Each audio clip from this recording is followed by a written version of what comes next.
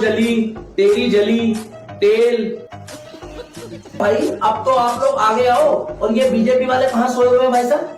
अभी बता है भाई। ये फिल्म बहुत ही शानदार, ऐसे ग्राफिक्स मैंने नहीं सोचे थे। ये फिल्म सभी को देखना चाहिए, ये फिल्म सभी को देखना चाहिए।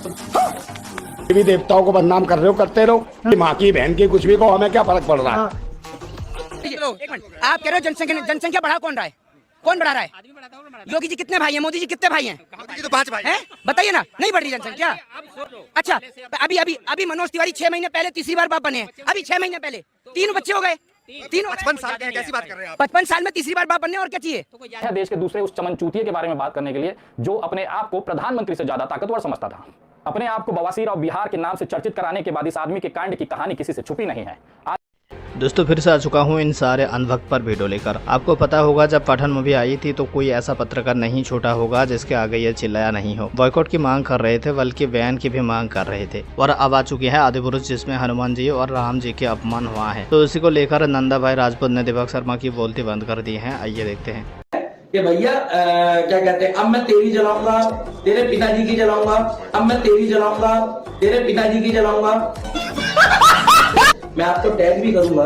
हमारे ही धर्म पे तुम प्रयोग क्यों करते हो भाई? और धर्मों में करके देखो ना तो पता चल जाएगा तुम्हारे को। हमारे धर्म पे मजाक बनाना, अरे तुम्हारे को अकल होनी चाहिए। हिंदू होकर हिंदुओं के धर्म का, सनातन धर्म का मजाक बनवाते हो। तुम्हारे अंदर अकल नहीं है। नहीं।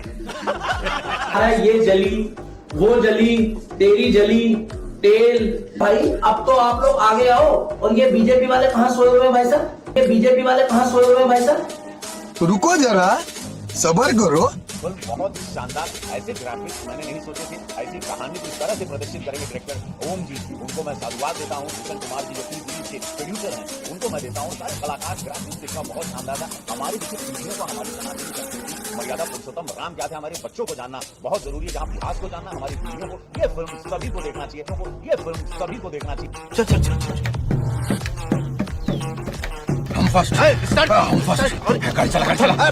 कपड़ा तेरे बाप का, तेल तेरे बाप का, आग भी तेरे बाप की, और चलेगी भी तेरे बाप की। कि आप लोगों का हरमर मर्यादित भाषा उल्टी सीधी, और वो भी तुम अपने देवी देवताओं को बदनाम कर रहे हो, करते रहो। कुछ भी कहो, उनकी माँ की बहन की कुछ भी कहो, हमें क्या फर्क पड़ रहा है। हाँ। जो हिंदू होगा उसको परेशानी है। हाँ। जो अपने आप को समझता है गुलाम इस धर्म का, वो अपने आप बात करे। और उसको समझता हो कि बजरंगबली उनके हैं। हाँ। तो वो जाके लड़े कि बजरंगबली की ऐसी कौन सी भाषा है, या उन्हें ऐसा लगता है कि बजरंगबली इसी भाषा को उपयोग करते हैं। हाँ। तो भाई उसको एक्सेप्ट करें। फिर काय को बवंडर मचा रखा है। दोस्तों 2024 में नेक्स्ट पीएम कौन होगा, इस सवाल पर अंधभक्त का कहना है कि मोदी जी आएगा। और जो लोग थोड़े बहुत जानते हैं कि मोदी जी क्या कर रहे हैं, उन लोगों का क्या कहना है, आइए देखते हैं। गरीबी की हालत खराब है। गरीब देखना, राम रखा हुआ कोई खाने वाला नहीं है। अच्छा, फिर तो मोदी तो करते हैं। तब मोदी कहाँ कर रहे हैं? अरे आप लोग नहीं कर रहे हैं। नहीं, हम कांग्रेस को करते हैं। कांग्रेस में तो बहुत बेकार हो गया है। अब कहीं कहीं अपना देश के पैसे जाकर दूसरा देश में दे रहा है। अपना बिहार में रोजगार नहीं है, ना यहाँ रोजगार। 8,000 के महीने में कोई पेट पलाएगा सर? दूसरे देश को मदद करे तो अच्छी बात है। दूसरा देश का, अपना देश में कुछ है ही नहीं है, दूसरा देश की मदद करेगा। 40 रुपए किलो चावल हो गया है। तुर्की में मदद पहुंचाए। तुर्की में मदद तुम पाए तो क्या हो गया? इसलिए तो अपना देश बर्बाद हो रहा है। अब 5 साल में विपक्षी भेड़िए कहेगा ना, जब मोदी जब कमजोर होते तो हम अकेले हरा देंगे ना। हम तो अकेले हरा देंगे तो 5-7 क्यों लेके आएंगे संग में? ऐसा क्यों लग रहा है आपको कि मोदी जी फिर आएंगे? ऐसा क्या किया? लग रहा है देश आगे कहीं ने काम किया है। क्या काम हुआ? क्या गांव सड़क नल नाला, यार महंगाई कहाँ महंगाई है? लोग कहते महंगाई, पहले पैसा कितना था, वो कितना पैसा है पहले हेल्पर। अब बताइए कहाँ पैसा बच रहा है? 1000 किलोमीटर आकर हम 5,000 रुपए का महीना कमाया घर भेज रहे हैं। 5,000 का महीना कमाया घर भेज रहे हैं। कमा रहे हैं 20,000 का महीना, तो अपना घर परिवार से चला ले रहे हैं। आज जिसका 20,000 की सैलरी नहीं है, 10,000 कमा रहा है, उसका घर परिवार कैसे चलेगा? कैसे चलेगा? अब बताइए। सब्जी बहुत है। 24 से मोदी आने दो यार, कोई भी सरकार आगे महंगाई नहीं रोक नहीं सकती हो। जनसंख्या बढ़ रही है, महंगाई बढ़ रही है। बढ़ेगी, अब बिल्कुल बढ़ेगी। कांग्रेस में भी यही रूल था। कांग्रेस क्या कर लेगी? क्या वो रोक देगी क्या महंगाई? एक राज्य में बच्चे पैदा नहीं होते, इसके राज्य में बच्चे पैदा हो रहे हैं, उसके राज्य में बच्चे पैदा नहीं होते थे। अरे मोदी में ही बच्चे पैदा हो रहे हैं क्या? बिल्कुल झूठ पैदा नहीं होते। मोदी महंगाई नहीं थी ना, जब का बच्चा पैदा है रे, बच्चा पैदा अब ज्यादा हो रहे हैं ना, अब महंगाई है। अब रंडुआ आदमी है साला।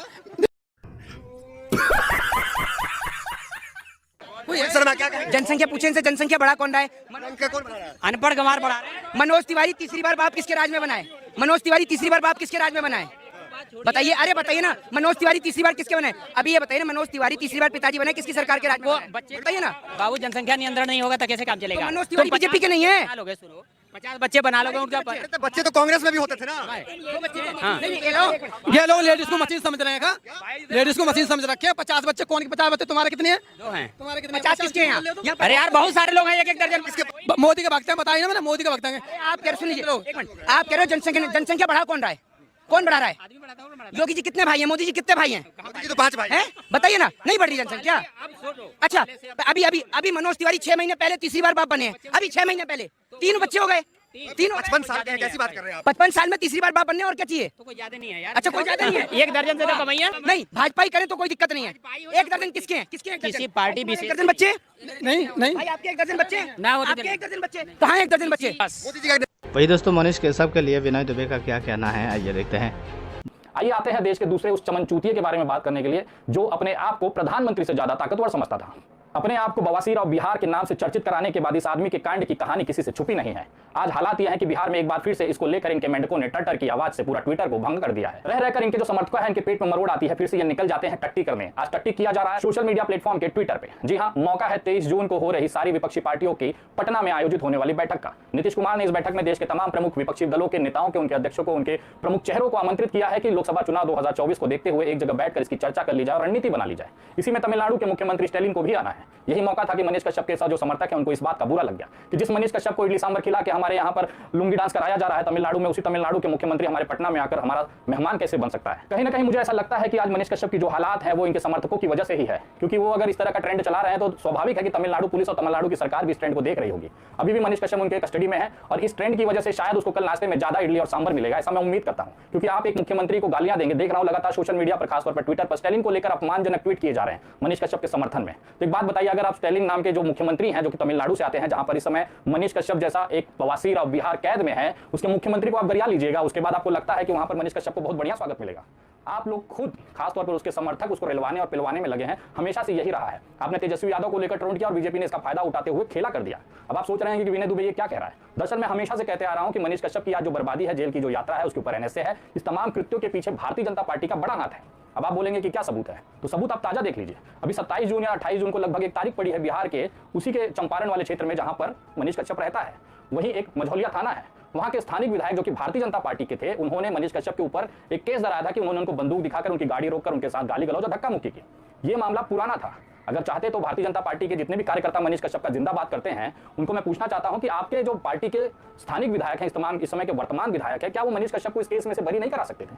वो चाहते थे कि ये रेला जाए, इसी के लिए वो लगातार इस मामले को देखते रहे। और हालात यह है कि आज वहां के स्थानिक कोर्ट ने वारंट जारी किया है कि इसको तमिलनाडु से उठाकर इस केस की सुनवाई के लिए वहां पर बिहार वापस लाया जाए। क्या भारतीय जनता पार्टी के कार्यकर्ता इस खेल को समझ पा रहे हैं? बवासीर और बिहार लगातार अपने आप को सोशल मीडिया पर बिहार का पुत्र बनाकर बिहारियों की करीबी बढ़ाता रहा है। इससे सबसे ज्यादा दिक्कत किसे हो सकती है? वो किस पार्टी के समर्थन में रहकर ये बातें करता था और माहौल तैयार करता था। दरअसल वो भाजपा का छूटा हुआ एक छोटा चड्डी पहना हुआ, हाफ चड्डी पहना हुआ एक कार्यकर्ता था। दरअसल वो बिहार के अंदर जेडीयू आरजेडी की गठबंधन की सरकार को पचा ही नहीं पा रहा था। यही कारण था कि उसे मकसद दे दिया गया, एक उद्देश्य दे दिया गया, एक टारगेट दे दिया गया कि भैया तुमको इस सरकार को बदनाम करना है, चाहे किसी भी स्तर पर जाकर। इसी दौरान होली का पर्व आया, तमिलनाडु के अंदर बिहारियों की पिटाई का मामला उठा, तो इसने हाथों हाथ उस आग में घी डालने का काम किया, जिसका खामियाजा था कि आज वो तमिलनाडु की जेल में रासुका जैसी गंभीर धाराओं में अंदर है। लेकिन इसका खेला तेजस्वी ने नहीं किया था, इसका खेला किया था बिहार के भारतीय जनता पार्टी के नेताओं ने। ये मैं आपको थोड़ी देर में समझाने की कोशिश करूंगा, लेकिन उसके लिए दिमाग की जरूरत होती है। जितने भी इतने समर्थक हैं, मैं जानता हूं कि दिमागों में तो केवल गू और गोबर भरा हुआ है। अगर ऐसा नहीं होता तो तमिलनाडु की जेल में बंद एक कैदी को उसी राज्य के मुख्यमंत्री के गरिया के आप उसको और पिलवाने की तैयारी नहीं करते। खैर, ये सब बातें आपके समझ के बाहर है, लेकिन वास्तविकता यह है कि जिस तरह से भारतीय जनता पार्टी के अंदर एक युवा नेता तैयार हो रहा था, जो कि अपने आप को मुख्यमंत्री पद का दावेदार कह रहा था, दरअसल ये बात बहुत सारे भारतीय जनता पार्टी के बिहार के नेताओं को पसंद नहीं आ रही थी। दरअसल ऐसा है कि अगर इनको भारतीय जनता पार्टी के नेता का टिकट दिया जाए तो ये किसी न किसी सीट से तो लड़ेंगे। दरअसल बिहार इस समय भारतीय जनता पार्टी के नेताओं से पैक है, किसकी सीट बदली जाएगी, और ऊपर से मुख्यमंत्री पद का दावेदार। 20-20 साल से पार्टी में कार्यकर्ता बनकर काम कर रहे हैं उन लोगों को एक असुरक्षा की भावना डेवलप हुई कि कल का आया लोंडा एक यूट्यूबर हमारे जगह को रिप्लेस करेगा। करोड़ों रुपया खर्चा किया, कितने ही आपराधिक एफआईआर अपने ऊपर झेले, आंदोलन में लाठियां खाई, और एक कल का आया लोंडा मुख्यमंत्री पद का दावेदार हो जाएगा तो हम यहाँ का झंडा हिलाने के लिए बैठे हैं। यही किरकिरी मनीष कश्यप को खा गई। भारतीय जनता पार्टी के नेताओं ने बोला कि बहुत बेहतरीन मौका है, अगर इसका खेला कर दिया जाए तो बिल फटेगा तेजस्वी यादव पर, लेकिन काम हमारा हो जाएगा। कल को ये जो कचरा है ये बिहार से साफ हो जाएगा, विधानसभा चुनाव के बाद ये छूटेगा तब का तब देखा जाएगा। लेकिन फिलहाल इस मामले को लेकर हम आंदोलन भी करेंगे, मनीष कश्यप का समर्थन भी करेंगे, लेकिन मनीष कश्यप जेल से ना आए इसकी भी पूरी व्यवस्था रखेंगे, ताकि चुनाव के अंदर मनीष कश्यप के नाम को भुनाकर उसकी जो संवेदनाएं हैं लोगों के अंदर डालकर वोट खींचा जा सके। चट भी अपनी पट भी अपनी, यही तो भारतीय जनता पार्टी करती है। अगर ऐसा नहीं होता, भारतीय जनता पार्टी खुले तौर पर मनीष कश्यप का समर्थन करती, आज जो मनीष कश्यप का गृह जिला है वहां के जो भारतीय जनता पार्टी के विधायक है, कम से कम उसको सजा दिलाने के लिए इस तरह के केस को आगे बढ़ाने की बात तो ना करते। कहीं ना कहीं भारतीय जनता पार्टी का असली चरित्र यह दिखाता है कि आपकी उपयोगिता खत्म, आप उस निरोध की तरह, कॉन्डोम की तरह संडास में बहा दिए जाएंगे, जिस तरह से मनीष कश्यप नाम का कॉन्डोम इस समय तमिलनाडु के संडासों में बहा दिया गया है।